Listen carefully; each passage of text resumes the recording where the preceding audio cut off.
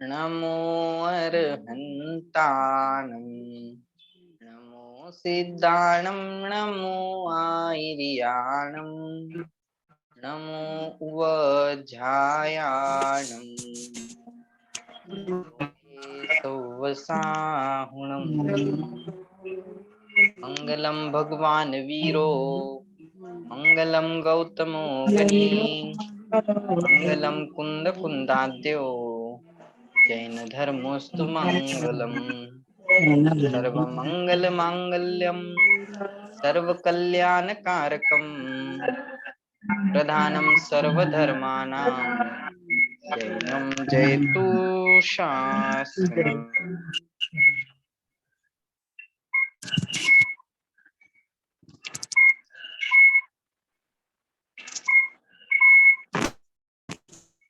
त्याचा आवाज येणार.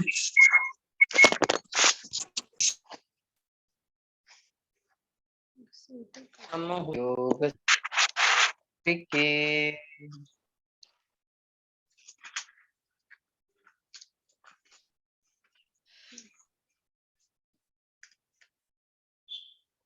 आवाज येत नाही. आवाज येत नाही पंडित. येतोय आवाज? हा आला.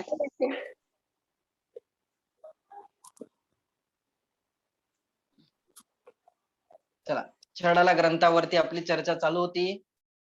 काय बघत होतो आपण? मागच्या क्लासमध्ये आपण कशाची चर्चा केली?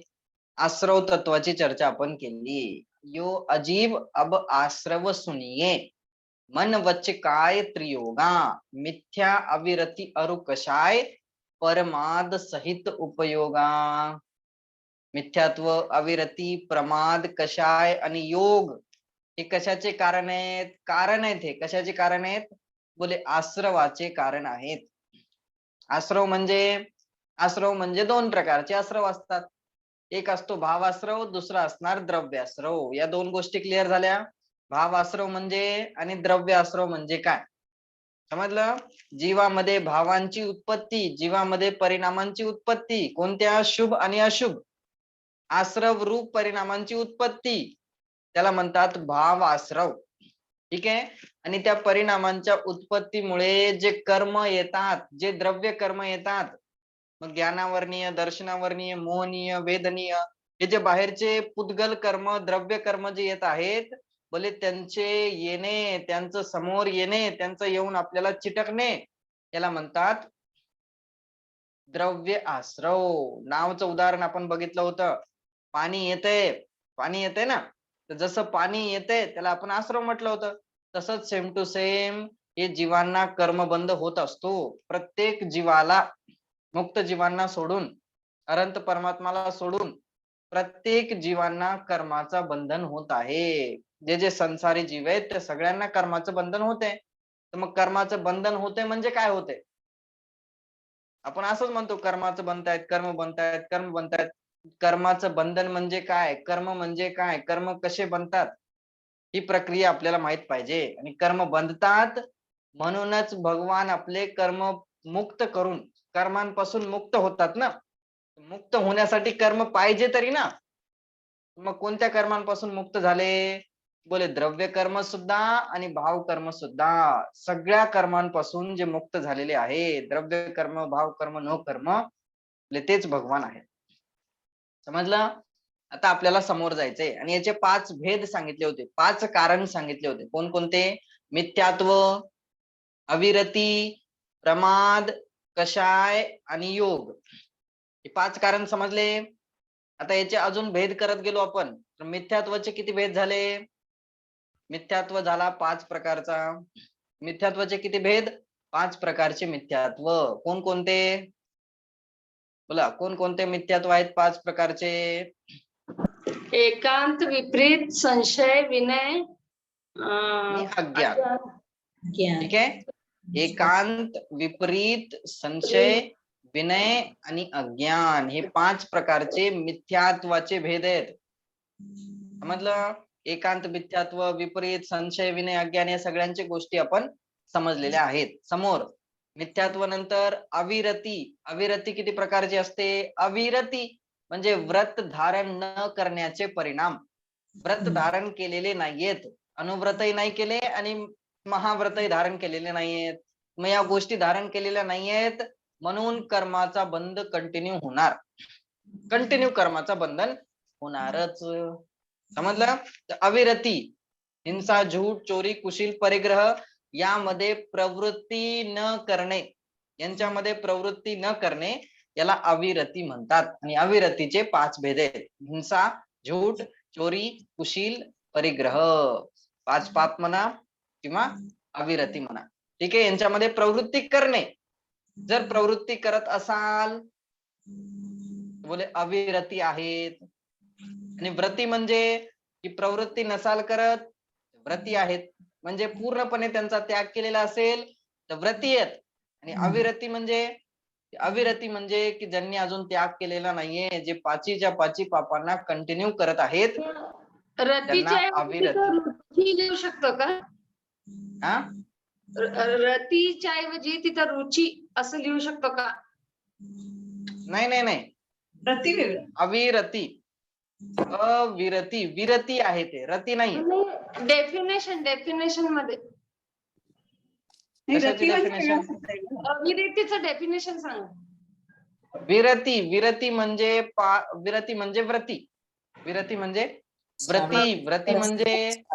व्रती म्हणजे ज्यांनी 5 पापांचा किंचित त्याग केलेला आहे ते अनुव्रती आहेत. ठीक आहे, ते श्रावक आहेत. 5 पापांचे त्यागी असं म्हणू शकतात.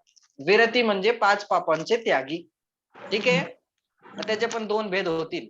अनुव्रती असतील तर अनुव्रती, किंचित त्यागी असतील तर अनुव्रती, पूर्ण त्यागी असतील तर महाव्रती. ठीक, समजलं? 2 झाले. मिथ्यात्व, अविरती. प्रमाद बघितले होते आपण. प्रमाद किती होते? प्रमादचे भेद होते 15 प्रकारचे. आणि प्रमाद कशाला म्हटलं होतं? प्रमाद म्हणजे काय? अरुची, रुची नसणे, अरुचीचा परिणाम. प्रमाद म्हणजे आत्म्याप्रती अरुचीचा परिणाम, देवशास्त्र गुरु प्रती अरुचीचा परिणाम. समजते? रुची नसणे, आवड नसणे, करायला येतच नाही, जमतच नाही, नकोच असं बोलणारे. समजते? हे सगळे अरुचीचे परिणाम आहेत. आणि अरुची म्हणजेच प्रमाद. आणि जिथे प्रमाद आला बोले तिथे बाकीच्या सगळ्या गोष्टी बिघडल्या. मग तुमचं खानपान बिघडलं, झोपणं उठणं बिघडलं, सगळंच बिघडलं. समजलं? मग सुधरू शकत नाही. समोरची गोष्ट, प्रमाद 15 प्रकारचे होते. कोणकोणते होते 15 प्रकार? 4 विकता, 4 कषाय, 5 इंद्रिय, निद्रा आणि स्नेह. निद्रा आणि स्नेह. 4 विकथा, 4 विकथा, 4 कषाय, कषाय, 5 इंद्रिय, इंद्रिय, 5 इंद्रिय. 5 इंद्रिय म्हणजे 5 इंद्रियांच्या मध्ये प्रवृत्ती करणे. 5 इंद्रियांच्या मध्ये प्रवृत्ती झाली की आळस आपोआप येणार. कधी स्पर्शन इंद्रिय म्हणणार आधी यार आता बस झालं, झोपायचंय, लगेच झोपी जाणार. डोळ्यांना बोर झालं की लगेच नको, आता हे नको, दुसरं बघू आपण. समजते? कानाला एक एक गोष्ट ऐकायला लागली की नको, चला दुसरीकडे जाऊ. खायला पण एक झालं की चला दुसरीकडे जाऊ, असं वाटतं की नाही? तर हे 5 इंद्रियांच्या विषय भोगांमध्ये प्रवृत्ती. ठीक आहे, त्याच्यामुळे सुद्धा त्याला सुद्धा प्रमाद म्हणतात. 4 विकथा, 4 कषाय, 5 इंद्रिय, स्नेह आणि निद्रा आणि स्नेह, हे 15 प्रकारचे प्रमाद आहेत. समोर 3 झाले. मिथ्यात्व, अविरती, प्रमाद, कषाय आणि योग. कषाय किती होते? निद्रा अजून काय म्हणले? निद्रा आणि स्नेह.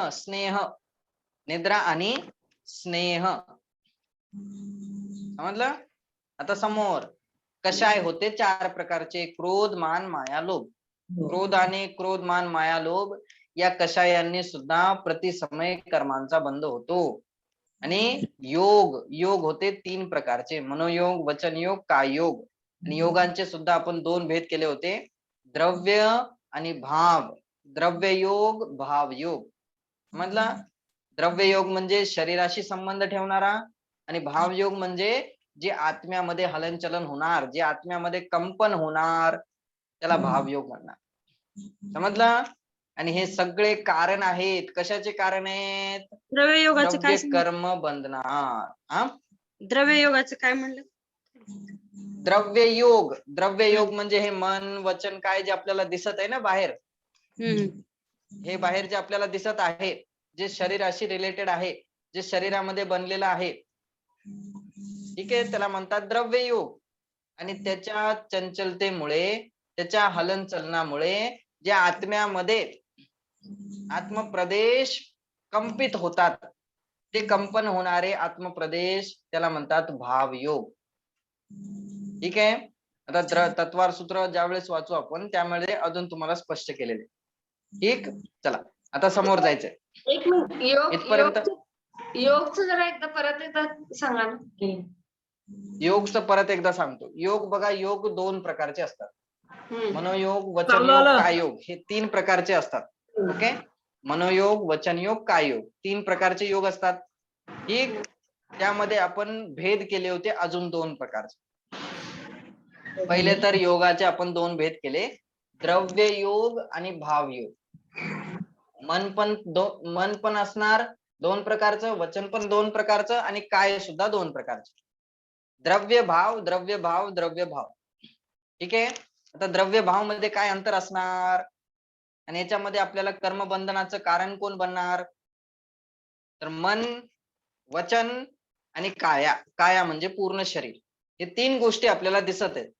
राईट. मन तर भले दिसत नाहीये, जे द्रव्य मन आतमध्ये आहे ते भले दिसत नाहीये, पण आपण संगी पंचेंद्रिय आहोत, म्हणजे आपल्यामध्ये द्रव्य मन आहे. ठीक आहे. वचन सुद्धा आहे, वचन सुद्धा आपल्याला दिसत आहे, जे बाहेर दिसत आहे ना, शब्द सुद्धा ऐकायला येत आहेत, हे वचन दिसत आहे. काय सुद्धा आपली बॉडी दिसत आहे. ठीक आहे. तर हे शरीरामध्ये जे आहे बोले हे सगळं द्रव्य योग आहेत. हे कोणते योग आहेत? हे द्रव्य योग आहेत. ते द्रव्य काय? द्रव्य वचन, द्रव्य मन. समजलं? जे बॉडी मध्ये असणार. आणि हे सोबत येणार नाही. मन कोणतं आपल्या सोबत येणार? बोले मन कुठलं सोबत येणार? कोणतंच मन सुद्धा सोबत येणार नाही, वचन सुद्धा सोबत येणार नाही, काय सुद्धा सोबत येणार. ठीक आहे. हे सगळं इथेच राहणार आहे. आता समोर भाव काय असणार? भाव मन, भाव वचन, भाव काय, हे काय असतात? भाव मन तर आपल्याला समजतं. भाव मन समजतं. भाव मन म्हणजे आत्म्याची पावर, आत्म्याची शक्ती, की जी विचार करण्यासाठी उद्यत होते, ज्याने आपण विचार करू शकतो, ज्याने आपल्याला विचार करण्याची पावर मिळते. ती शरीरामध्ये नसते, ती द्रव्य मनामध्ये नसते. ती जी ताकद येते ती आत्म्याची ताकद आहे, ती जीवाची पावर आहे स्वतःची. ठीक आहे. ती ज्ञान गुणाची विशेषता आहे, त्याने विचार करू शकतो आपण, श्रुत ज्ञानाची विशेषता आहे ती. ठीक. समोर हे झाले द्रव्य, हे भाव मन झालं, जी विचार करण्याची पावर आहे त्याला म्हणतात भाव मन. उदाहरण आपण बघितलं होतं, जसा बल्ब आहे, बल्ब बाहेर लागलेला आहे, पण तो केव्हा चमकणार? की ज्या वेळेस त्यामध्ये इलेक्ट्रिसिटी येणार. इलेक्ट्रिसिटी नाही आली तर चमकणार आहे का? चमकणारच नाही. केव्हा चमकणार? की ज्या वेळेस त्यामध्ये इलेक्ट्रिसिटी आली. पण इलेक्ट्रिसिटी दिसते का? की ती दिसत नाही, परंतु पॉवर त्यानेच दिली ना. पॉवर कोणी दिली? त्यानेच दिली. सेम टू सेम तसंच हे द्रव्य मन इथे बनलेलं आहे, ते पुद्गलाचं आहे. कोणता द्रव्य तो? तो पुद्गल द्रव्य आहे. आणि त्याला विचार करण्याची जी पॉवर मिळते, त्याला विचार करण्याची जी शक्ती मिळते, बोले तो जीव देत असतो. ती जीवाची स्वतःची पॉवर आहे. ठीक आहे. आणि जीव जसा विचार करेल तसं फक्त हे द्रव्य मन त्याला निमित्त बनणार. ठीक. आता दुसरी गोष्ट, ती जी पॉवर आहे ते भाव मन मध्ये येणार. कशामध्ये येणार? भाव मनामध्ये येणार, भाव मन मध्ये येणार. तर दोन पॉइंट राहिले अजून, भाव वचन आणि भाव शरीर. आता हे काय असतं? भाव वचन आणि भाव शरीर, हे जे हालताना दिसत आहे ना, खालीवरी सारखं होत आहे, हे तर द्रव्य वचन आहे. ठीक आहे. आता इथे याच्या आतमध्ये आत्मा आहे की नाही? एवढ्या भागामध्ये आत्मा आहे की नाही? आत्मा आहे. आत्मा आहे ना. आत्मा आपल्या पूर्ण बॉडीच्या आतमध्ये, याच्या आतमध्ये जीव आहे. पूर्ण बॉडीच्या आतमध्ये जीव आहे. मग एवढ्या भागामध्ये असणार की नाही? की बोले असणार. मग हे हल्ल्यानंतर त्याच्या आतमध्ये जो जीव आहे त्याच्यामध्ये सुद्धा हलनचलन होणार की नाही? त्याच्यामध्ये सुद्धा कंपन होणार की नाही? बोले त्याच्यामध्ये सुद्धा कंपन होणार, ते सुद्धा हलणार. आणि ते जे हालत आहे त्यालाच म्हणतात भाव योग म्हणजे आत्मप्रदेशांमध्ये कंपन, आत्मप्रदेशामध्ये जे कंपन होतं त्याला भाव योग म्हणतात. समजलं की नाही समजलं? बघा अजून मी याच्यामध्ये वाचतो म्हणजे तुम्हाला अजून क्लिअर होईल. आलं लक्षात आलं. आलं? हो आणि असंच आता आपल्याला याच्यासोबत जोडून जायचंय. कशासोबत? कायचं पण सेम टू सेम होणार. काय मग आणि मग वाटतं हात काय हल्ले, पाय हा. हल्ले, पाय हल्ले, हात हल्ले, सगळं शरीर हल्लं आपलं, तरी सुद्धा आत्मप्रदेशामध्ये कंपन होत असतं. आत्मप्रदेशाचं हलन चलन त्याला त्याला मग म्हणतात द्रव्य काय म्हणतात? भावयोग. भावयोग म्हणणार. भाव काय म्हणणार, भाव काय म्हणा किंवा भाव भाव काय योग. योग? हा भाव काय योग, राईट. भाव काय योग, भाव वचन योग. बघा आता समोर इथं वाचतो मी याच्यामध्ये काय लिहिलेलं आहे. चल. नाही याच्यामध्ये तर वेगळंच लिहिलं. काय म्हणले तुम्ही? द्रव्य योग मध्ये काय येणार? द्रव्य योग मध्ये बघा आपलं हे जे वचन आहे ते वचन येणार. हे जे समोरचं पुद्गलाचं जे तोंड आहे, जे पुद्गलाचं आपल्याला दिसत आहे, ठीक आहे, जे पुद्गला परमाणूंपासून बनलेलं आहे, शरीर असो, वचन असो, परत आपलं मन असो, जे पुद्गलापासून बनलेलं आहे ते सर्व द्रव्य योग मध्ये येणार. ठीक आहे, जे पुद्गलापासून बनलेलं आहे ते सर्व द्रव्य योग मध्ये येणार. म्हणजे शरीराची रचना, शरीरामध्ये बनलेलं सगळं द्रव्य योग मध्ये येणार. जी क्रिया होईल त्याद्वारे भाव योग उत्पन्न होईल आत्मामध्ये. काय काय ज्या द्रव्ययोगद्वारे जे फिजिकल क्रिया होईल त्याच्याद्वारे भावयोग मध्ये म्हणजे आत्म्यामध्ये जे कंपन म्हणतो ते तयार होते. हा, आत्म्यामध्ये जे कंपन तयार होणार. एक मिनिट तुम्हाला सांगतो आता याच्यामध्ये योगची डेफिनेशन.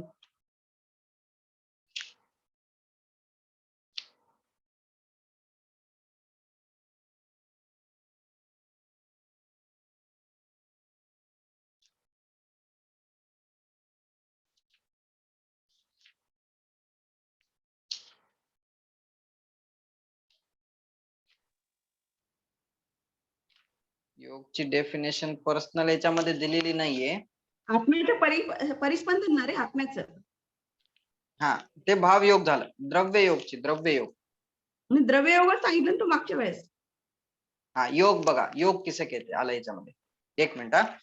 मन वचन काय के आलंबन से, लिहून घ्या.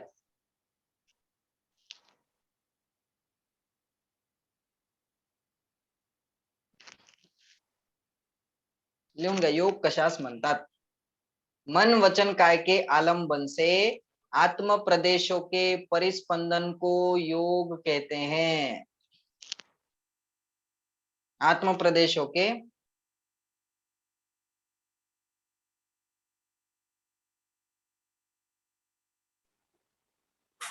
मन वचन काय काय सांगू? अजून एकदा सांग. मन वचन काय के आलंबन से, आलंबन से आत्म प्रदेशों के परिस्पंदन को, आत्म प्रदेशों के परिस्पंदन को योग कहते हैं. आत्म प्रदेशामध्ये जे परिस्पंदन होणार त्याला योग म्हणणार. ठीक आहे, आणि द्रव्य योग आणि भाव योग बघा खाली लिहिलं. कर्म नो कर्म के ग्रहण में निमित्त रूप योग्यता को भाव योग कहते हैं. फास्ट होते. हा योग. हा, परत लिहा.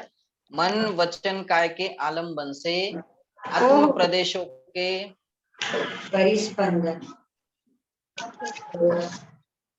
योग करते हैं. परिस्पंदन को योग करते हैं.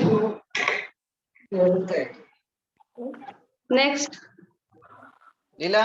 मन वचन काय के आलंबन से आत्म प्रदेशों के परिस्पंदन को योग कहते हैं. परिस्पंदन को योग कहते हैं. आत्म प्रदेशामध्ये जे हलन चलन होणार त्याला योग म्हणणार. समजलं? त्याला योग म्हणतात. आणि आता द्रव्य योग आणि भाव योग हे दोन त्याचे भेद आहेत. द्रव्य योग मध्ये काय येणार आणि भाव योग मध्ये काय येणार?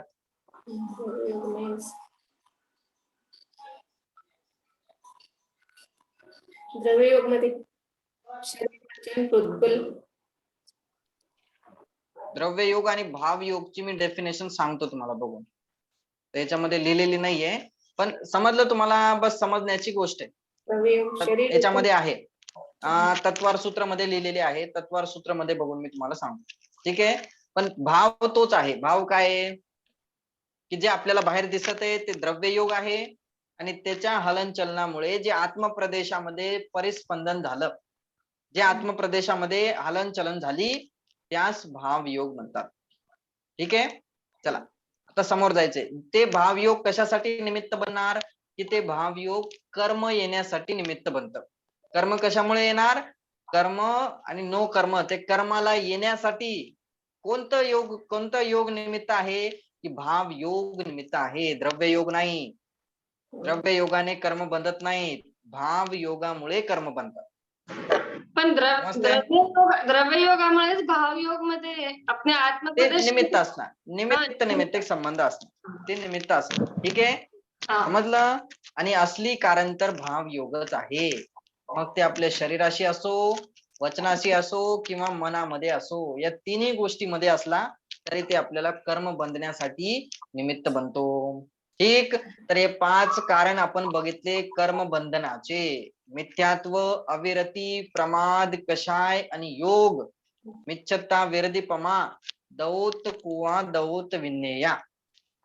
पण दसतीय चदू कमसो भेदा दुपू वस. म्हणजे हे 5 भेद आहेत ज्याने कर्माचा बंधन आपल्याला कंटिन्यू होत असतं. मग काय समजायचं आता? कोणता आश्रव चांगला, कोणता आश्रव वाईट, याच्यामध्ये भेद केला का?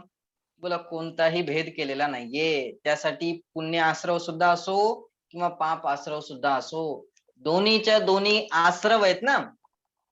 आतापर्यंत आपण काय करत होतो?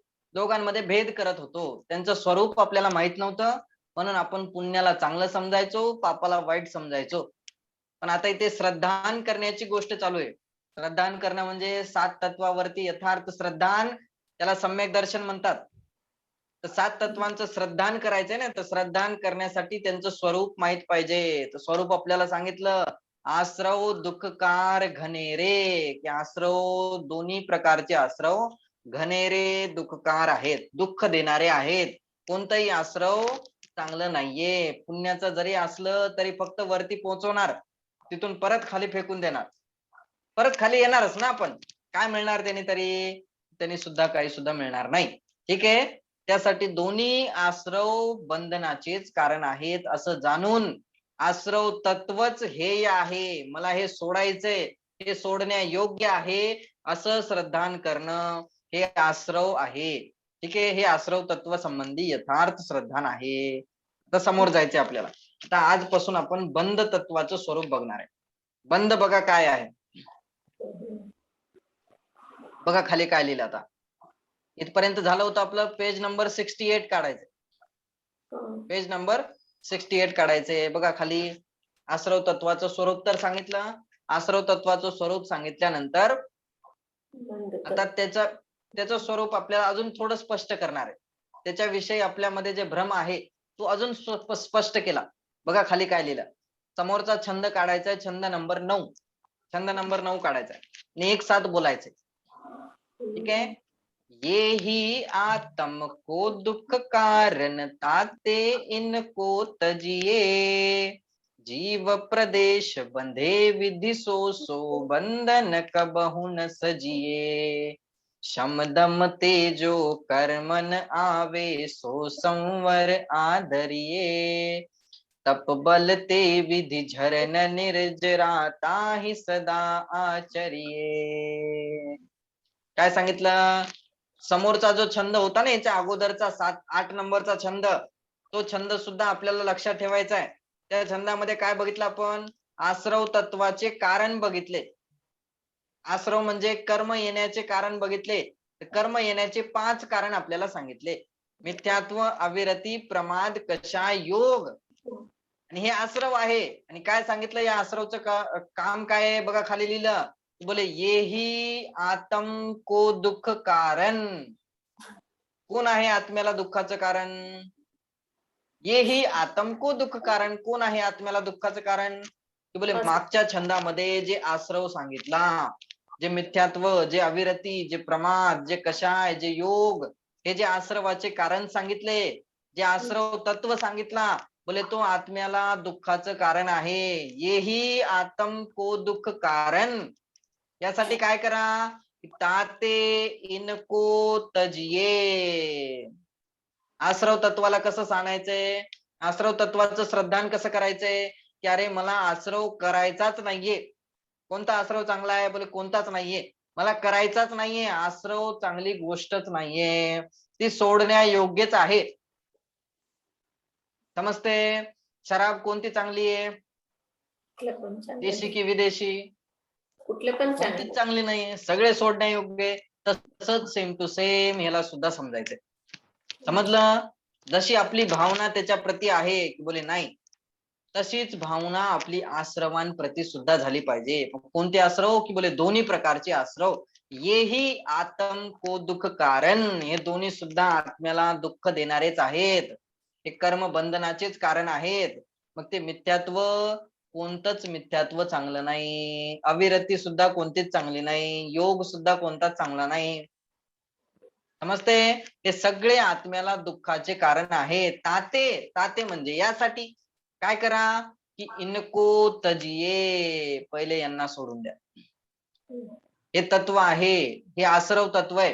आणि आश्रव तत्व हेय तत्व आहे. हेय म्हणजे सोडण्यायोग्य तत्व आहे, आणि त्यांना सोडण्यायोग्य जाणून अगोदर त्याचा त्याग करायचा, अगोदर त्याला सोडायचंय. समजलं? आता समोर बघा, आता बंध तत्वाचं स्वरूप आपल्याला नेक्स्ट लाईन पासून सांगणार आहेत. इथपर्यंत कोणाला काही डाऊट आहे? इथपर्यंत गोष्टी समजल्या सर्व? मिथ्यात्व, अविरती, प्रमाद, कषाय, योग, या सगळं समजलं. आता शॉर्ट मध्ये आपण बघितलंय, अजून थोडं विस्तार करत गेलो तर अजून समोर आपल्याला खूप विस्तार मिळणार आहे त्याचा. ठीक आहे, त्यासाठी बाल छडालाच्या अपेक्षेने आपण केलेला आहे. आता समोर ज्यावेळेस द्रव्य संग्रह वाचू त्यावेळेस अजून त्याचा विस्तार होईल.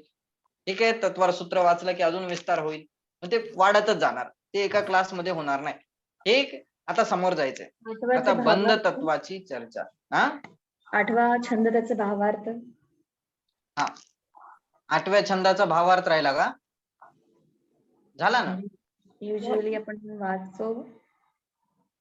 काय राहिला, वाचा. कुठे भावार्थ? भावार्थ झाला ना आपला, कालच्याच क्लास मध्ये केला आपण. केलाय आश्रव तत्व. क्लासमध्ये हा. संडेला. हा, सगळं झालेलं, संडेला झालेलं आपलं. बघा आता खाली आश्रव तत्व परत एकदा वाचतो. आश्रवाचे 5 भेद आहेत, आश्रवाचे 5 कारण आहेत. मिथ्यात्व, अविरती, प्रमाद, कषाय व योग. जीवाच्या या 5 प्रकारच्या परिणामांना, जीवाचे हे 5 प्रकारचे परिणामच आहेत. काय आहेत? जीवाचे 5 प्रकारचे परिणाम आहेत. मिथ्यात्व रूप, अविरती रूप, प्रमाद रूप, कषाय रूप आणि योग रूप. हे सगळे जीवाचे परिणाम आहेत स्वतःचे, दुसऱ्या कोणाचे नाही आहेत. मिथ्यात्व कोणाचे? मिथ्यात्व सुद्धा जीवाचंच आहे. प्रमाद कोणाला येतो? शरीराला येतो की जीवाला येतो? अरुची परिणाम. प्रमाद म्हणजे अरुचीचा परिणाम. अरुची कोणाला असते? बोले जीवालाच असते. जीवामध्येच हे अरुचीचा परिणाम आहे.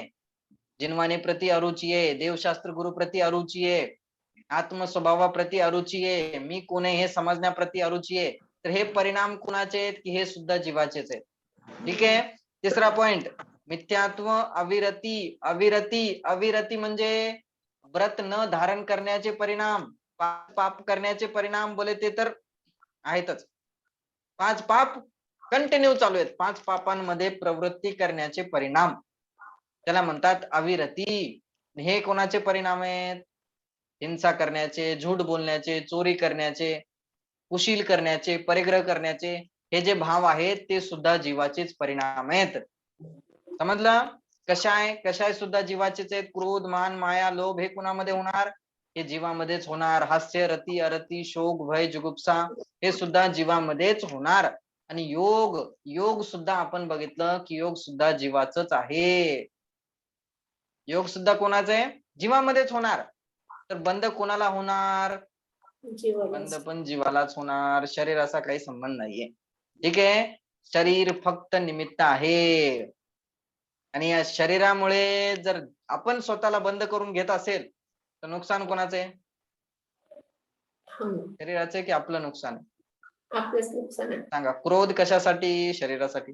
मान कशासाठी? शरीरासाठी. लोभ कशासाठी? शरीरासाठी. आणि बंध कोणाला होतो? जीवाला होतो. आणि हे काय करणार?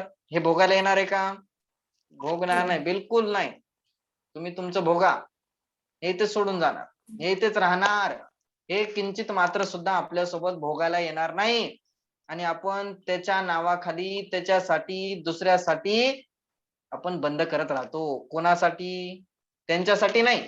त्यांच्यासाठी आपण सगळे काम करतो, त्यांच्यासाठी पाप करतो, त्याच्यासाठी करून स्वतःला बंद करून घेतो. आणि ते बंद भोगावा कोणाला लागतो? की आपल्या स्वतःलाच भोगावा लागतो. ठीक आहे. बघा खाली लिहिलं, काय लिहिलं? या जीवाच्या 5 प्रकारच्या परिणामांना आश्रव तत्व म्हणतात. जरा विचार करायचा आहे. आपण असंच उडून द्यायचं नाहीये. आपण कशासाठी करतो? हे क्रोध कशासाठी करतो? मान कशासाठी करतो? मायाचारी कशामुळे होते? हे मिथ्यात्व कशासाठी आहे? शरीर आणि आत्म्याला एक समजलं म्हणूनच मिथ्यात्व आहे ना.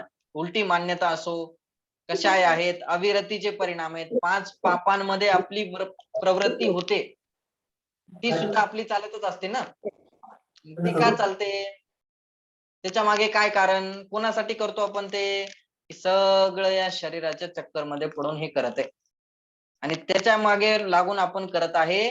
म्हणून बंद कोणाला होतो? की बंद सुद्धा आपल्याला जीवाला होणार, शरीराला काही होणार नाहीये. आणि ते भोगावं आपल्या स्वतःलाच लागणार आहे. मग ते आता भोगलं तरी ठीक आहे, आणि नंतर भोगलं तर भोगावं तर लागणारच. समजलं?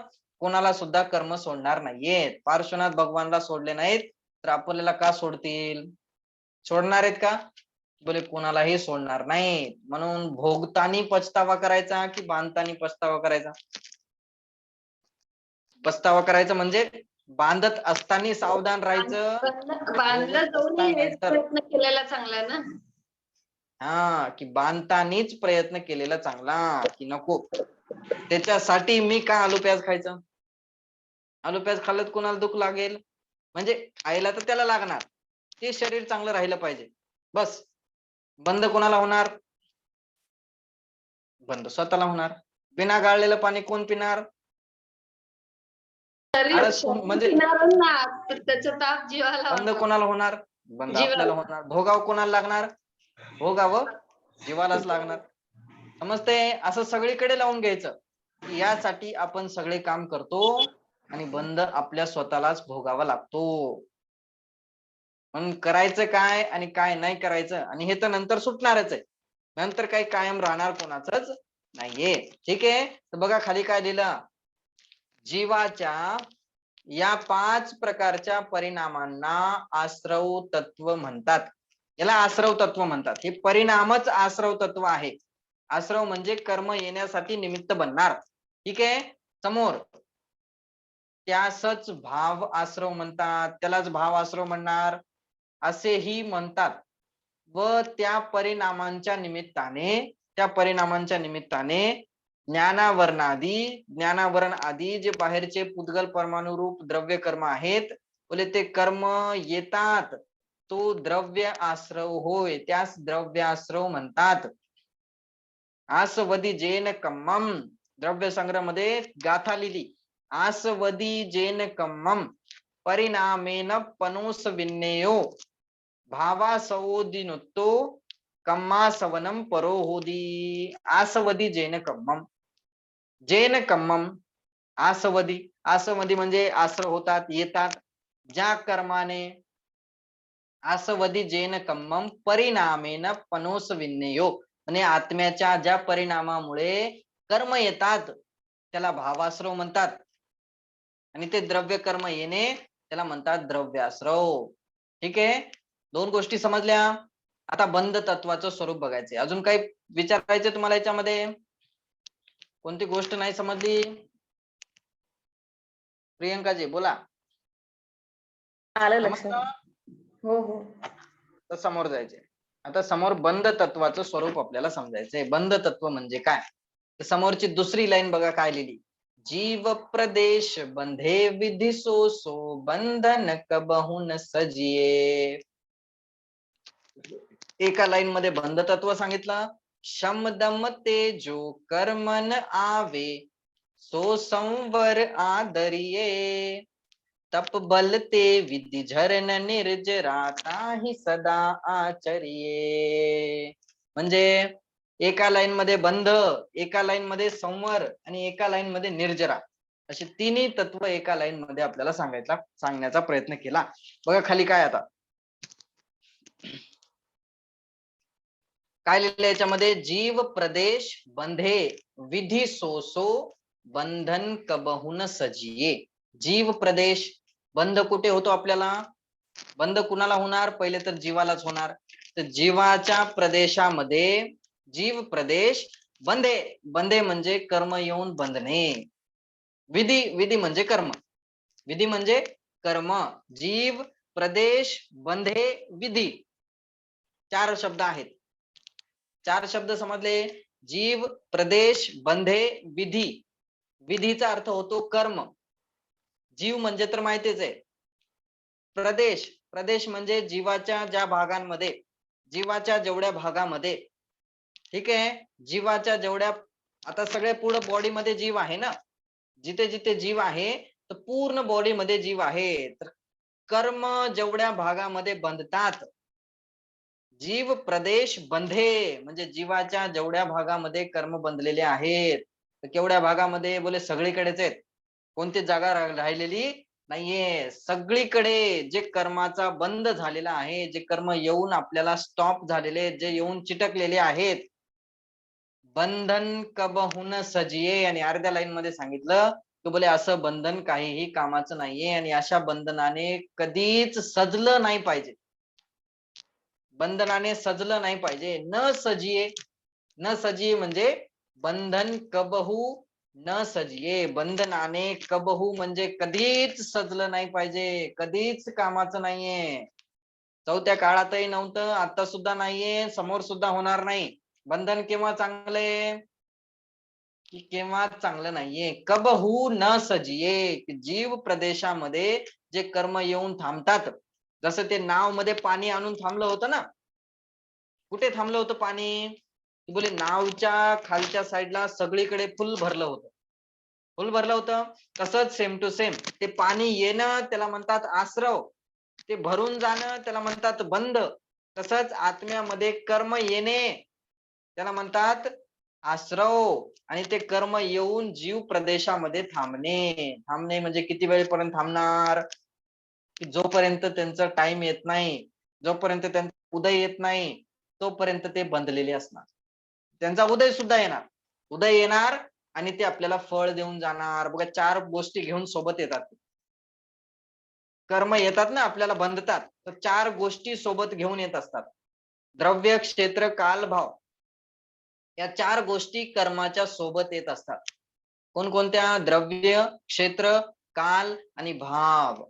द्रव्य म्हणजे किती कर्म आहेत त्यांची संख्या, द्रव्य म्हणजे किती कर्म आहेत, कर्म पुद्गल परमाणू किती आहेत, ठीक आहे, ते पुद्गल परमाणू पासून कर्म बनलेले आहेत, तर ते किती आहेत त्यांची संख्या, त्याला म्हणतात द्रव्य.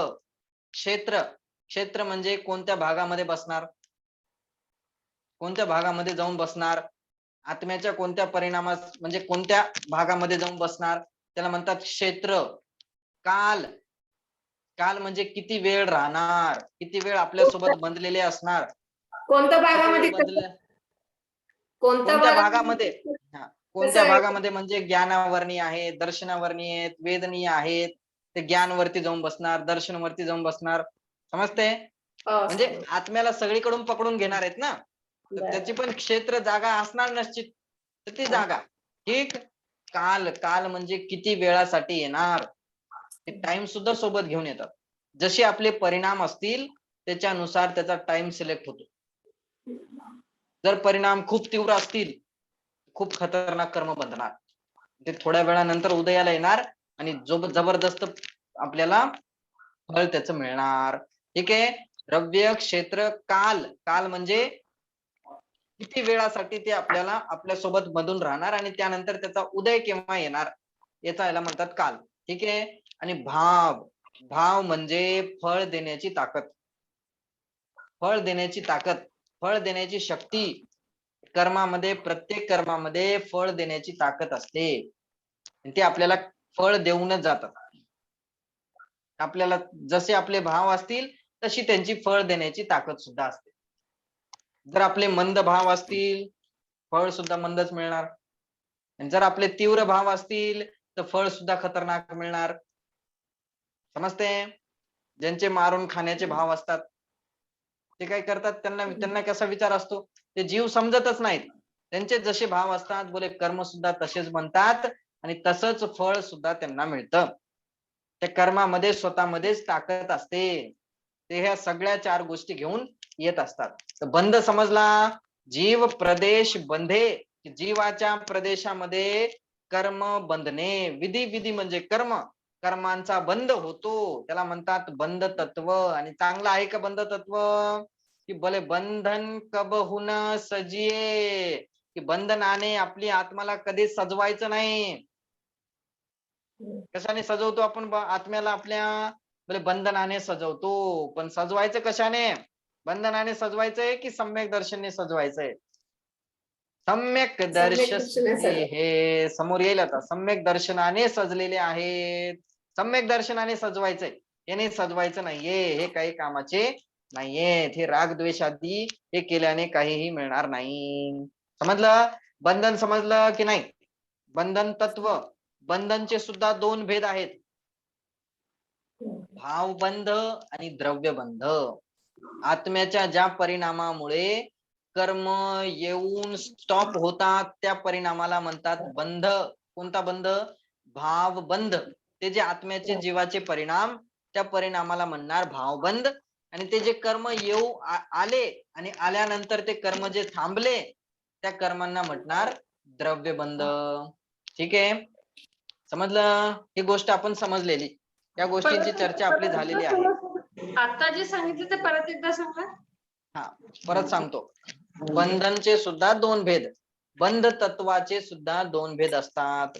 एक आहे भावबंध, दुसरा आहे द्रव्यबंध.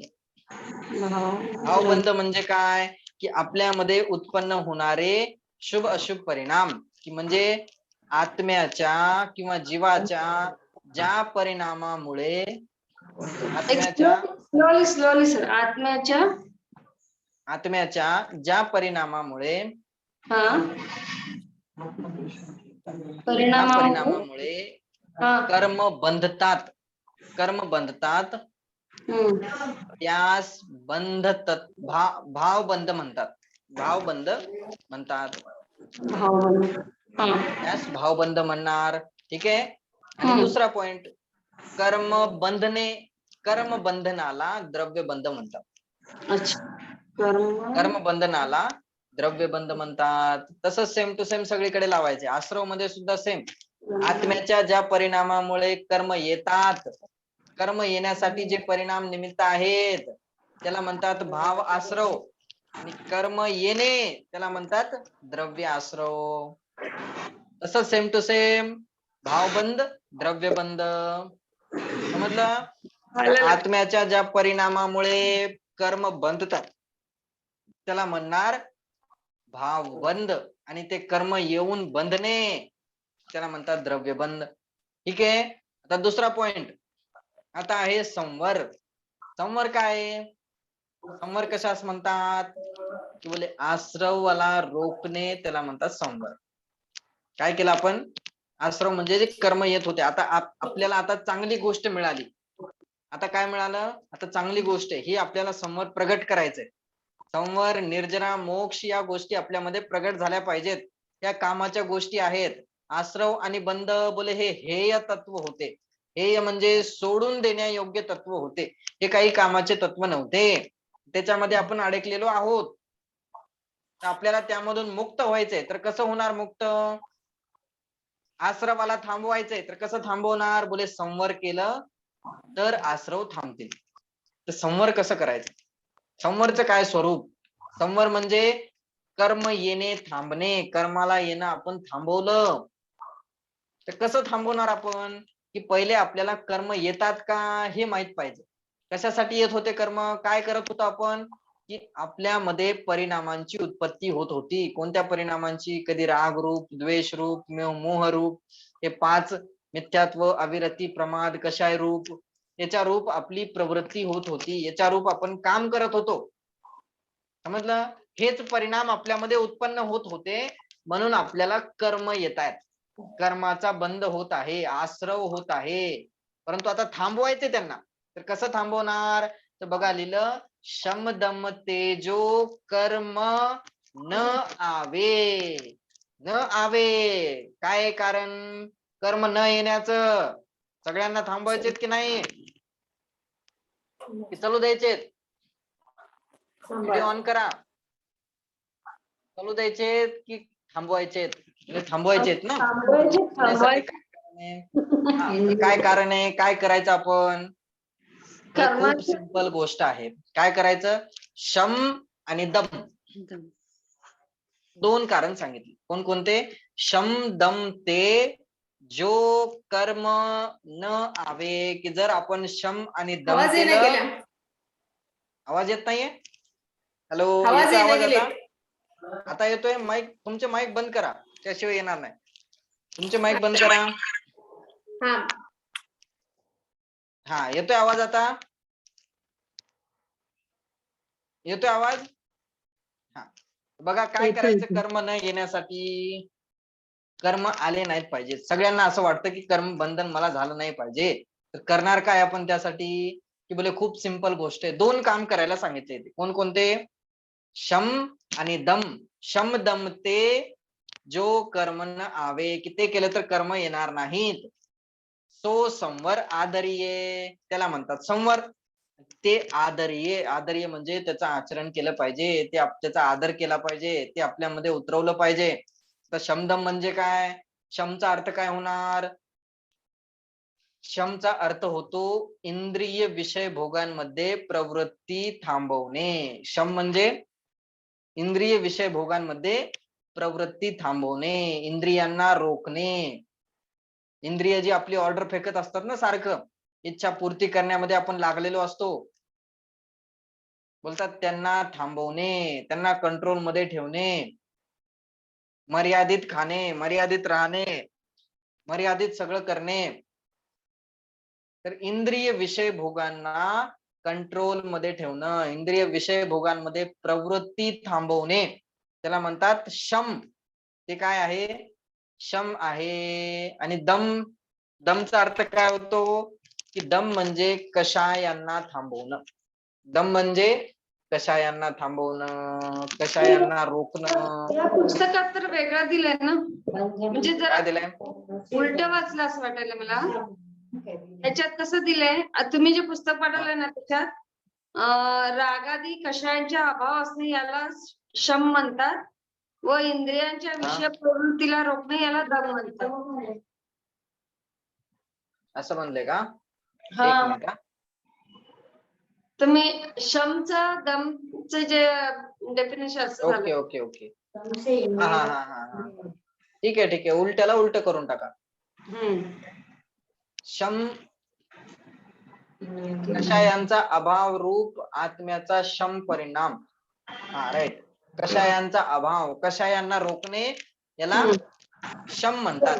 आणि दम म्हणजे इंद्रियांना रोखणे, इंद्रिय विषय भोगांना रोखणे यांना दम म्हणतात. Very good. समजलं? तर उलट्याला उलट करून टाका, फक्त समोरचा शब्द चेंज करायचा आहे. कषायांना थांबवणे. कषाय उत्पन्न होतात. कोणत्या कषाय? बोले कुठल्याही कषाय असो, ते शुभ असो किंवा अशुभ असो, कोणत्याही कषाय असो, सगळ्या कषाय काहीही कामाच्या नाहीयेत. त्या सगळ्या कषायांना थांबवणे आणि पंचेंद्रिय विषय भोगांमध्ये आपली प्रवृत्ती थांबवणे त्याला दम म्हणतात. या 2 गोष्टी जर आपण केल्या तर कर्म थांबतील, कर्म येणं थांबेल, कर्म येणं स्टॉप होईल. आणि आपण काय करतो?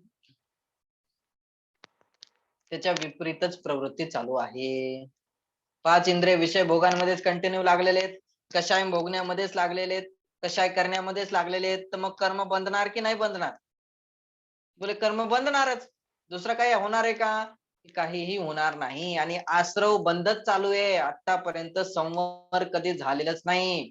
साधी सिंपलशी गोष्ट आहे. ज्या कामामुळे आश्रव होत होता, ज्या कामामुळे कर्म येत होते, बोले ते कामच करणं बंद केलं तर आपोआप कर्म येणं स्टॉप झालं. कर्म येणं थांबवण्यासाठी काय करायचंय? संवर प्रगट करणं म्हणजे काय?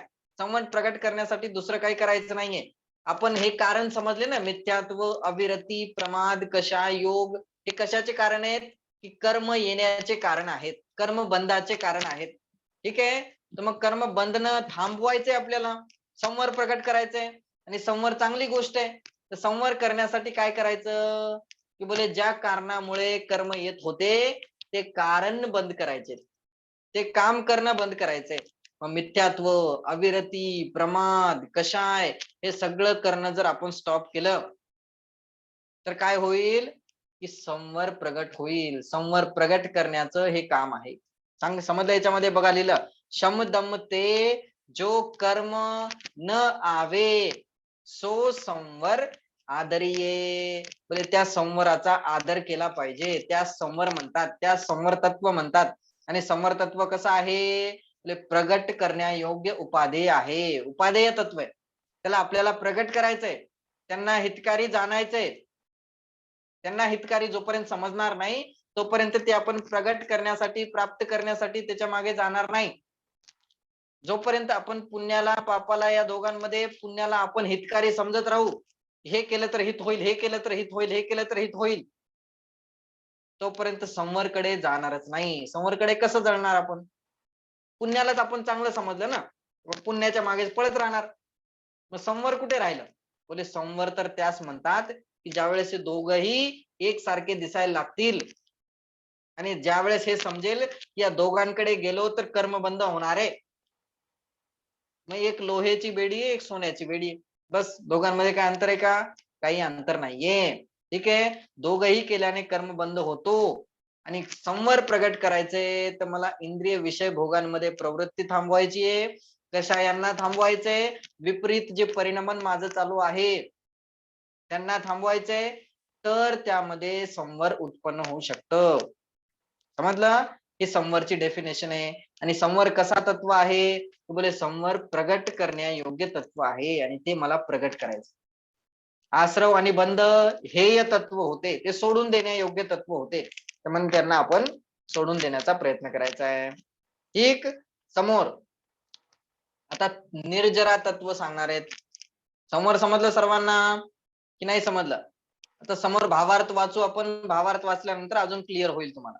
आता समोर बघा काय लिहिलं, तप बल ते विधी झरण निर्जरा ताही सदा आचर्ये. निर्जरा कशाने होते? निर्जरा होण्याचं काय कारण आहे? निर्जरा करायची ना आपल्याला, तर कशाने होणार निर्जरा? खूप जण असं समजतात की पूजन केल्याने निर्जरा होते, खूप जण असं समजतात की मुनिराजांना आहार दिल्याने निर्जरा होते. निर्जरा होण्याचं कारण काय? तप केल्याने. तप केल्याने निर्जरा होणार. तपामध्ये उपवास सुद्धा येतो, उपवासाने होते का निर्जरा? होते. हा? तप बलते विधी झरण निर्जरा. निर्जरा कशाने होते? खूप जण काही कारण समजतात. निर्जरा म्हणजे काय? निर्जरा म्हणजे कर्माचा जो बंध झालेला आहे त्या कर्मांचं थोडं थोडं किरणं, त्या कर्मांना आपण थोडे थोडे करून बाहेर काढणं, त्याला म्हणतात निर्जरा. थोडे थोडे करून बाहेर काढणं ही निर्जरा आहे. तर ही कशाने होणार?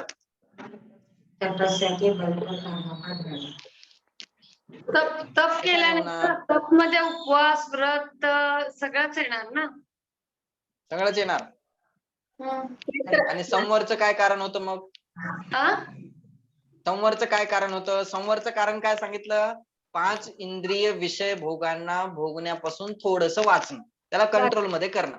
ठीक आहे, खाताना मर्यादा करणं, एक टाइम जेवणं, हे सुद्धा संवर मध्ये येणार. मर्यादित खाणं पिणं वगैरे. ठीक आहे, या सगळ्या गोष्टी आपण काय करत आहे? खरोखर तर इच्छा थांबवण्याचा प्रयत्न करत आहे, इच्छाला रोखण्याचा प्रयत्न करत आहे, कषायांचा अभाव करण्याचा प्रयत्न करत आहे. आता निर्जरामध्ये काय होणार? की निर्जरा तर कशाला म्हणतात? की बोले तपसा निर्जरा, तपास निर्जरा म्हणतात. तपाने निर्जरा होते. निर्जरा कशाने होते? तपाने निर्जरा होते. तप केल्याने निर्जरा होणार. आणि तप कशास म्हणतात? तप म्हणतात इच्छा निरोधस तपः. इच्छांना थांबवणं, इच्छांना रोखणं, इच्छांना थांबवलं. मग केलं काय? हे तर इच्छांना थांबवलं ना तुम्ही. खाण्याची इच्छा, पिण्याची इच्छा, झोपण्याची इच्छा हे थांबवली. हे थांबवल्याने फक्त निर्जरा होत नाही. तर कशाने होते निर्जरा? हे केल्यानंतर हे तर राहिलं साईडला. हे तर व्यवहार मार्ग सांगितला. हे व्यवहार आहे की हे तर साईडला ठेवायचं आणि करायचं काय की बोले आत्मध्यान. तप म्हणे तप कोणतं करणार की ध्यान नावाचं तप, स्वाध्याय नावाचं तप. तप करत आहे ना आपण, ध्यान मध्ये बसलेले आहेत, तर ते निर्जराचं कारण बनतं. इच्छांचा निरोध तर केला तुम्ही, इच्छांचा निरोध केला हे निगेटिव्ह पॉइंट झाला. निरोध केला ते तर नाही केलं. केलं काय? इच्छांचा निरोध केला म्हणजे इच्छांना थांबवलं. पण थांबवल्याने फक्त होणार आहे का कर्माची निर्जरा? बोले नाही. मग केलं काय तुम्ही की उपवास केला आणि उपवासाच्या दिवशी फुल टीव्ही बघितली, झाली का निर्जरा? नाही झाली. उपवास केला आणि मस्त झोप काढली, नाही उपवास केलेला आहे आणि दिवसभर झोप काढली, तर होणार आहे का निर्जरा? नाही होणार. काय करावं लागणार? बोले ते जे आपण वाचलो ना, त्या कामापासून वाचलो. ते काम कशासाठी नाही केलं की अरे त्याच्यामध्ये गेलो असतो तर व्यर्थ मध्ये तिथे टाइम जास्त लागला असता. सगळा टाइम आपला त्याच्यामध्ये व्यर्थ झाला असता. आपला उपयोग तिकडे लागलेला असता. पण आता ते उपयोग आपण तिकडून काढून घेतला आणि मग कुठे लावणार? बोले आत्मध्यान केलं तरच ती निर्जरा होते. जोपर्यंत आत्मध्यान होत नाही तोपर्यंत कर्म निघत नाही. जोपर्यंत शुद्ध परिणाम होत नाहीत तोपर्यंत कर्म बाहेर येणार नाहीत. मुनिराज खरा कर्माची निर्जरा करत असतात. ध्यान मध्ये उभे असतात. आहार मिळो नाही मिळो. हा, आपले श्रावक लोकांचे तेवढे शुद्ध परिणाम होतच नाहीत ना, मग आपले कर्म कसे जडणार? हा, आपले होतच नाहीत तेवढे शुद्ध परिणाम. तर सम्यक दर्शन पुरते तर होऊ शकतात ना? नाही होऊ शकत. होऊ शकतो. अनंतानुबंधी कषाय वगैरे जाऊ शकते की नाही जाऊ शकत? करू शकतो. दर्शन मोहनीय कर्म जाऊ शकतो की नाही जाऊ शकत? जाऊ शकते. जाऊ शकतो. दर्शन मोहनीय कर्माचा अभाव आपला सुद्धा होऊ शकतो. त्यांचा उपशम सुद्धा होऊ शकतो. त्यांचा क्षय सुद्धा होऊ शकतो. त्यांचा क्षयोपशम सुद्धा होऊ शकतो. तर उपशम होणार की नाही होणार? हे होऊ शकतं की नाही? दर्शन मोहनीय म्हणजे श्रद्धान बदलू शकतं की नाही? बोले बदलू शकतं. मग सर्वथा त्यांच्यासाठीच होणार असं नाहीये. आपण सुद्धा करू शकतो. फक्त करण्याची रुची, प्रमाद तो गेला पाहिजे. सगळ्यांची जड काय? प्रमाद आहे. एकदा रुची लागली की काम झालं.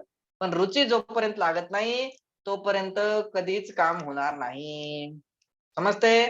तप बलते विधी झरण निर्जरा. निर्जराचं स्वरूप सांगितलं बघा. निर्जरा काय? तप बलते, तपाच्या प्रभावाने, तपाच्या बलाने, तप केल्यानंतर ज्या वेळेस बलते म्हणजे बल कशाचे? जास्त ताकद कशाची आहे? जास्त ताकद तर लागली तपाची. तप केला आपण, तप केल्याने काय होते? विधी झरण. विधी म्हणजे कर्म, विधीचा अर्थ होतो कर्म. विधी झरण, झरण म्हणजे थोडे थोडे करून निघणे. तर तपाच्या बलाने कर्म थोडे थोडे करून जे निघतात त्याला काय म्हणणार? निर्जरा. त्यास म्हणतात निर्जरा. हे काय करायचं त्या निर्जरेचं? बोले ताही सदा आचर्ये, की त्या निर्जराला सदा आचरण मध्ये आणायचंय. सदा त्या निर्जरेचं काम आपल्याला करत जायचंय. सदा आचरण मध्ये ठेवायचंय. काय आचरण मध्ये ठेवायचंय? की निर्जरा आचरण मध्ये ठेवायची. समजला अर्थ? तप बलते विधी, विधी म्हणजे कर्म, झरण म्हणजे थोडं थोडं निघणे, थोडं थोडे करून कर्म बाहेर होणे. झरणा, झरणा म्हणतो ना आपण, थोडे थोडे पाणी निघत असतं, तसंच थोडे थोडे कर्मांचे बाहेर निघणे त्याला म्हणतात निर्जरा.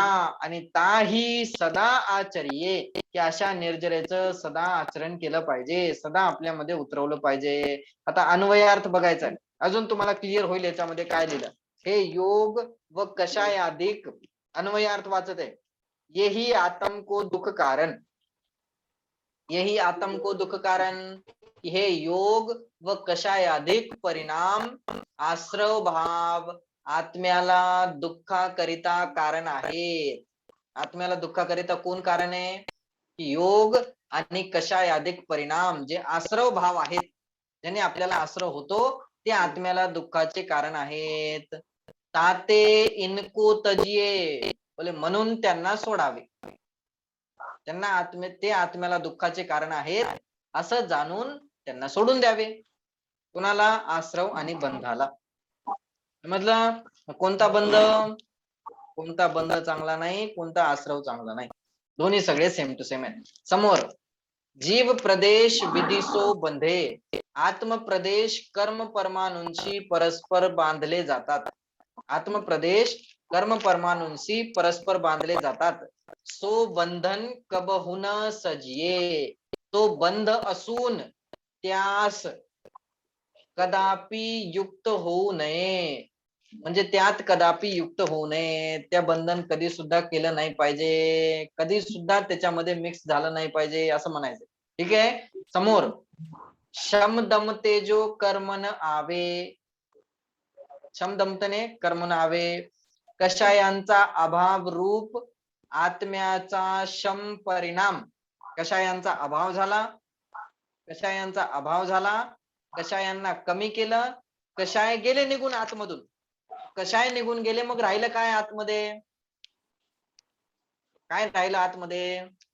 आतमध्ये आतापर्यंत कषाय परिणाम होते, आता ते निघून गेले आणि जी शुद्धता प्रगट झाली, समजते? जी शुद्धता प्रगट झाली त्या शुद्धतेला म्हणतात शमरूपी परिणाम. कषायांचं निघून जाणं ते तर नेगेटिव्ह झालं, निघून गेले ना, ते नेगेटिव्ह झालं. आता राहिलं काय आतमध्ये? की आतमध्ये जे शुद्ध परिणाम आहेत ते शुद्ध परिणाम शम, त्याला म्हणतात शम. ठीक आहे. दम, दम कशास म्हणणार? तू बोले इंद्रिय निरोध रूप दम परिणाम. इंद्रियांचा निरोध केला, इंद्रियांचा निरोध केला.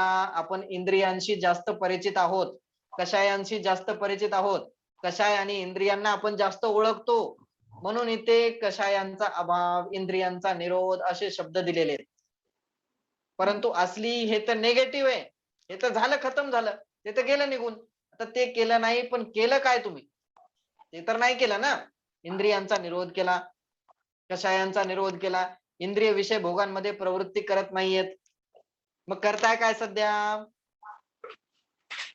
झोपत नाहीयेत, खात नाहीयेत, पीत नाहीयेत, उठत नाहीयेत, काय करत नाहीयेत. मग करताय काय? उपवास केला ना तुम्ही. उपवास केला म्हणजे काय केलं? खाणं पिणं सोडून दिलं. अरे ते तर सोडून दिलं ना, सोडून दिलं. आता काय करताय? ते तर नेगेटिव्ह झालं, ते तर गेलं, आता संपलं. तिकडे तुमचा उपयोग लागलेला नाहीये. आता कुठे लावला तुम्ही? की बोले जिथे लागला. समजते? काही गोष्ट समजतीये काय बोलतो मी? आत्मचिंतन केलं त्यावेळेस. हा, त्यावेळेस केलं काय तुम्ही त्याच्यावरती डिपेंड आहे. त्याला म्हणतात शम. त्यावेळेस केलं काय त्याला म्हणणार शम, त्याला म्हणणार दम. समजलं? आणि नाहीतर इकडे फक्त उपवास केला आणि इकडे मस्त झोप काढली तर त्याला शमदम म्हणत नाहीत. इकडे इच्छांचा निरोध केला आणि इकडे मस्त बसलेला धंदा करत, त्याला म्हणतात का शमदम?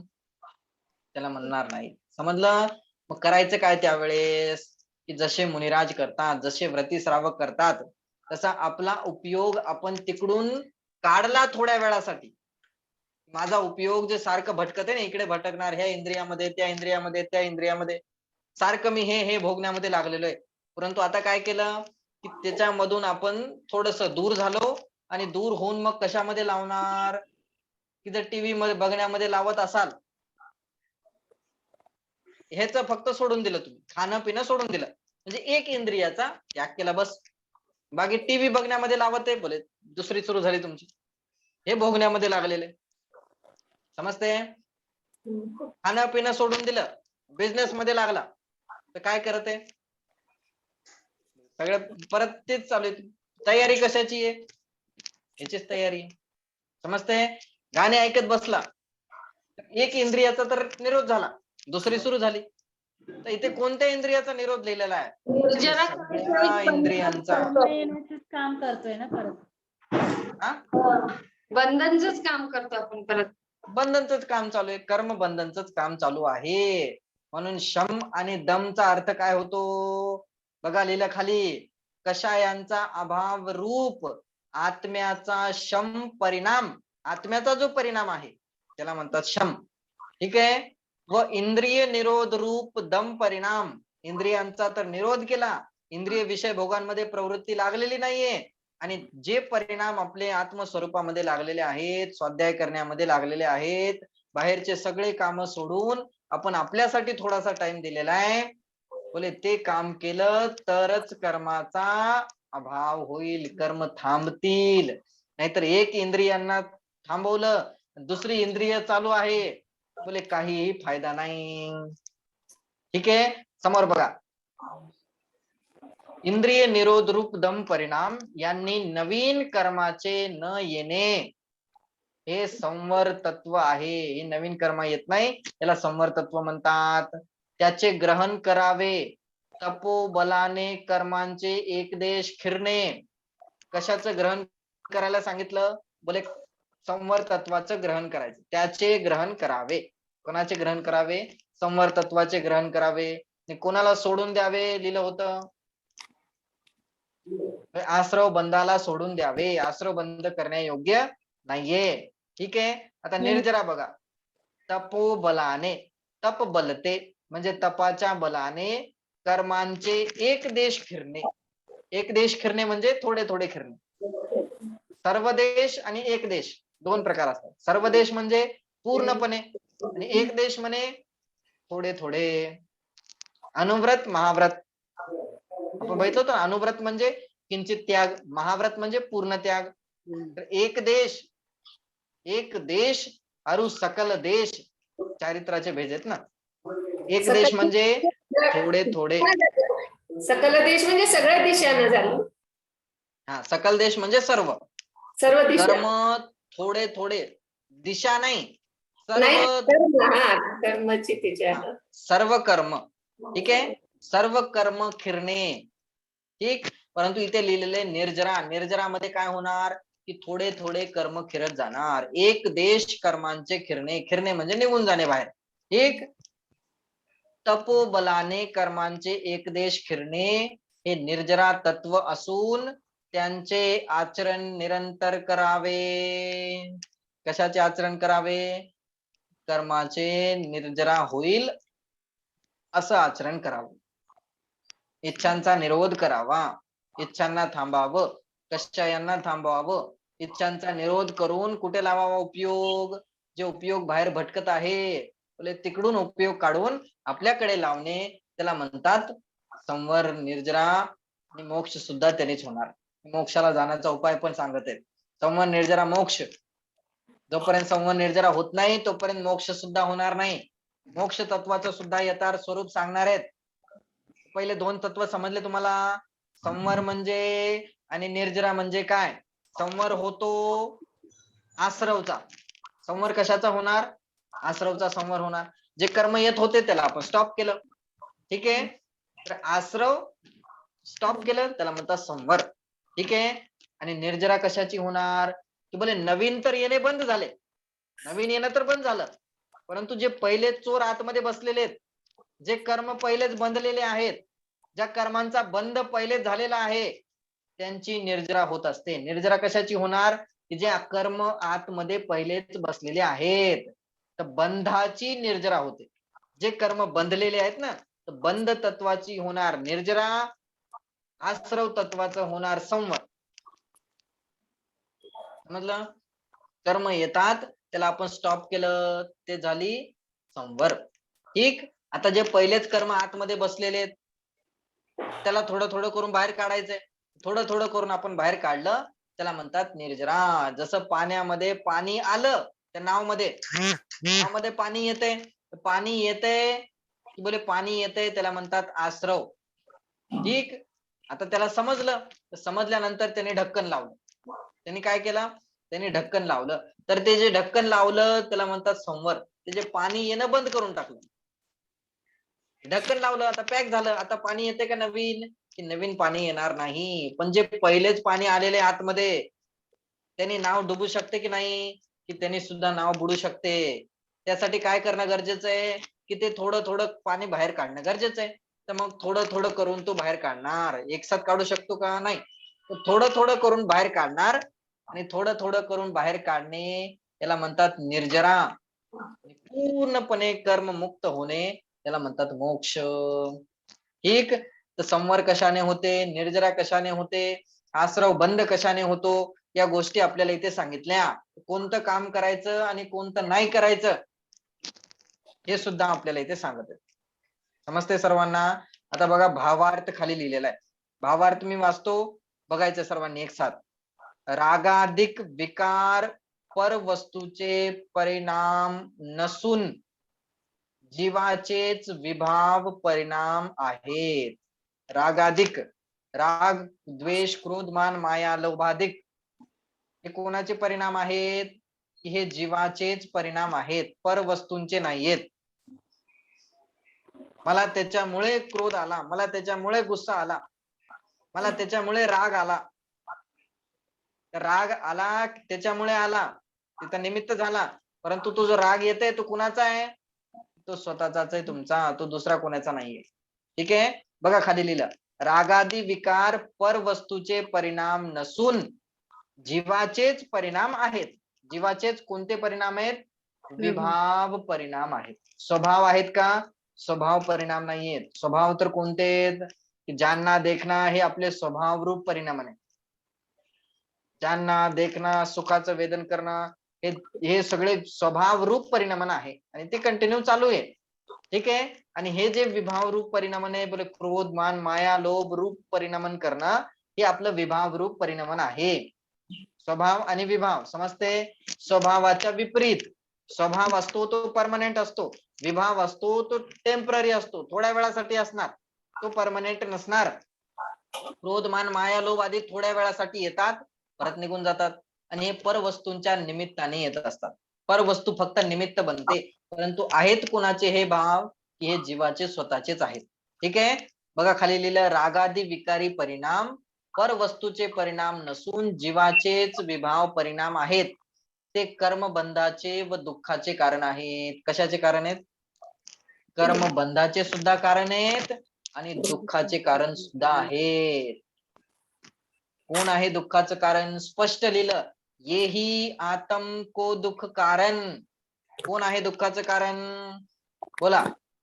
त्यांनी शिवी दिली तो दुःखाचं कारण आहे का? म्हणे नाही, ती तुम्ही पकडली, ते तुम्ही सारखं यांनी मला असं बोललं, यांनी मला असं बोललं, आपणच परेशान होतोय, तो तर गेला निघून. दुखी कोण? आपण स्वतःच दुखी आहे. कोणामुळे? त्याच्यामुळे का? नाही, तो तर गेला निघून. आपण स्वतःमध्येच आपले असे परिणाम करतो म्हणून आपण दुखी आहेत. रोग आपल्याला दुखी करतो का? काय आपल्याला दुखी करण्यामध्ये समर्थ आहे? पर वस्तू सुखी करण्यामध्ये सुद्धा समर्थ नाहीये आणि दुखी करण्यामध्ये समर्थच नाहीये. पैसे असतील तर लोक सुखी असतात का? पैसे नसतील तर लोक दुखी असतात का?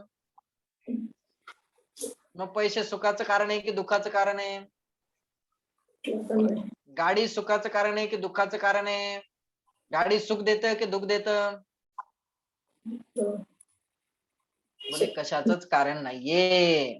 त्याच्या प्रती आपलं ममत्व, त्याच्या प्रती आपलं मिथ्यात्व, त्या वस्तूंप्रती आपलं हे आपले जे रागद्वेषादी परिणाम चालू आहेत, ते रागद्वेषादी परिणाम येही आत्म को दुःख कारण, हेच आत्म्याला दुःखाचे कारण आहेत. बस, याच्याशिवाय दुसरं कोणतंही दुःखाचं कारण नाहीये. यालाच म्हणतात मिथ्या दर्शन, मिथ्या ज्ञान, मिथ्या चारित्र्य, जे दुसऱ्या ढालमध्ये सांगितलं होतं. दुःखाचं कारण काय? आश्रव परिणाम. बस, आश्रव आणि बंद परिणाम हे आपल्या दुःखाचे कारण आहेत, त्याशिवाय दुसरं कुठलंही नाही. समजलं? काय लिहिलं याच्यामध्ये? की रागाधिक विकारी परिणाम जे आहेत ते जीवाचे स्वतःचेच आहेत आणि ते कर्मबंधाचे व दुःखाचे कारण आहेत. त्यांनीच कर्मबंध होतो आणि ते दुःखाचे कारण आहेत. म्हणून ते विकार वास्तविक आश्रव असून हेय आहेत. हेय आहेत म्हणजे सोडण्यायोग्य आहेत. ते विकार, ते विकारी परिणाम तेच आश्रव आहे आणि ते आश्रव परिणाम सोडण्यायोग्य आहेत. सोडायचंय काय मग? काय सोडणार बोला? सोडणार कशाला? घरामध्ये मला याच्यामुळे खूप प्रॉब्लेम होते, आपण ह्यालाच बाहेर काढू. त्याला बाहेर काढलं, तो बाहेर गेला तरी प्रॉब्लेम होणार की नाही? तरी तुम्ही दुखी आहेत की नाही? आहेतच की नाही? सारखं डोक्यात तोच फिरत असतो. तू माझ्याविषयी काय विचार करत असणार, तू माझ्याविषयी काय बोलत असणार. तिकडे गेला तरी तो असंच करत आहे, इकडे आला तरी असंच बोलत आहे. समजलं? कोण आहे दुःखाचं कारण? कोण आहे? बोले पर वस्तू नाही, पर परिस्थिती नाही. दुःखाचं कारण आहे. आपण स्वतःच आपल्या दुःखाचं कारण आहे आणि आपण स्वतःच आपल्या सुखाचं कारण सुद्धा बनू शकतो.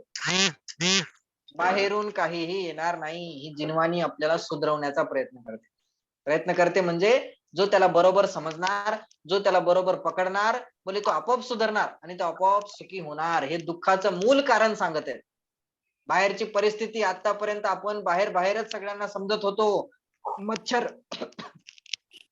मच्छर माझ्या दुःखाचं कारण आहे, जेवण चांगलं नाही बनणं ते माझ्या दुःखाचं कारण आहे, ही परिस्थिती झाली, ही परिस्थिती माझ्या दुःखाचं कारण आहे, हे रोग झाला, हे रोग माझ्या दुःखाचं कारण आहे. पण हे आहेत का खरोखर? किती जणांना कोरोना झाला, सगळे दुःखीच होते का? नव्हते. कोरोना जर दुःखाचं कारण असतं तर सगळ्यांना दुःख व्हायला पाहिजे. सिरदर्द जर दुःखाचं कारण असेल तर सगळ्यांना दुःख व्हायला पाहिजे. खूप गरमी पडणे हे दुःखाचं कारण आहे का? खूप गरमी पडते, अरे खूप गरमी पडते, हे दुःखाचं कारण आहे का? बोले नाही. जर गरमी पडल्याने दुःख होत असतं तर सगळ्यांना व्हायला पाहिजे. कोणी बसलेले असतात मस्त उन्हात, त्यांना काही प्रॉब्लेम नाहीये, ते सुखी असतात, ते आरामात बसलेले आहेत. काही जण एसीत बसून सुद्धा परेशान आहेत.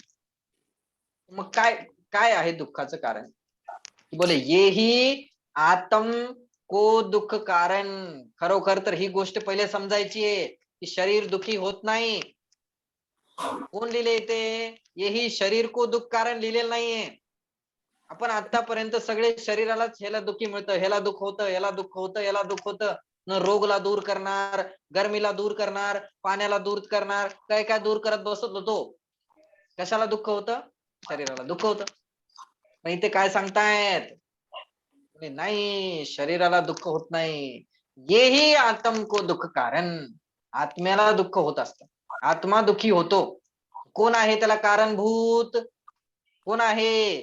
बोले आश्रव तत्व.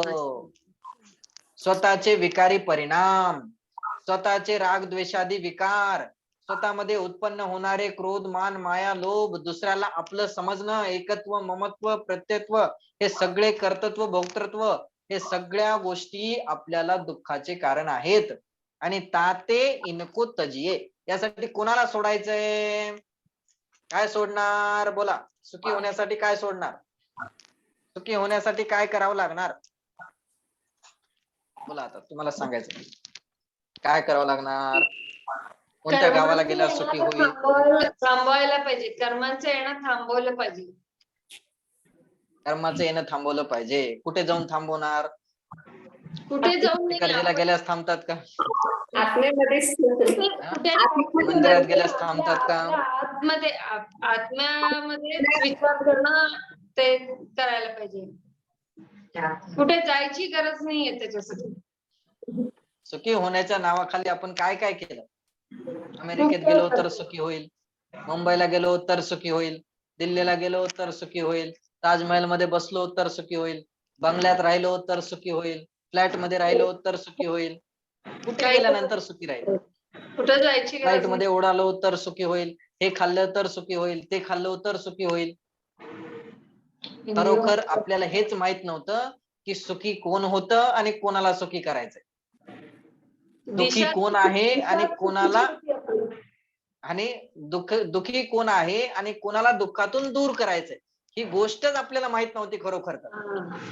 आपण आतापर्यंत यालाच दुखी समजायचो, हेच दुखी होत. काय समजायचो? ह्याला दुखी समजायचो. पण हे दुखी होतं का? त्याचा कधी विचार केला का आपण? नाही. काय लिहिलंय इथं? येही आत्म को दुःख कारण. हेच आत्म्याला दुःखाचे कारण आहेत, हेच मला दुःखाचे कारण आहेत. आणि मी दुखी आहे तर स्वतःच्या विपरीत मान्यतेमुळे, स्वतःच्या उलट्या मान्यतेमुळे, स्वतःच्या उलट्या ज्ञानामुळे आणि स्वतःच्या विभाव रूप परिणमनामुळेच मी दुखी आहे. समजलं?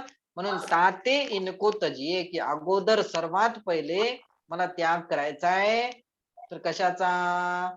की स्वतःमध्ये उत्पन्न होणाऱ्या विकारी परिणामांचा. मंगलाजी समजते की नाही? काय सोडणार आपण मग आता? सोडायचं तर लांबची गोष्ट, सोडू पण शकत नाही.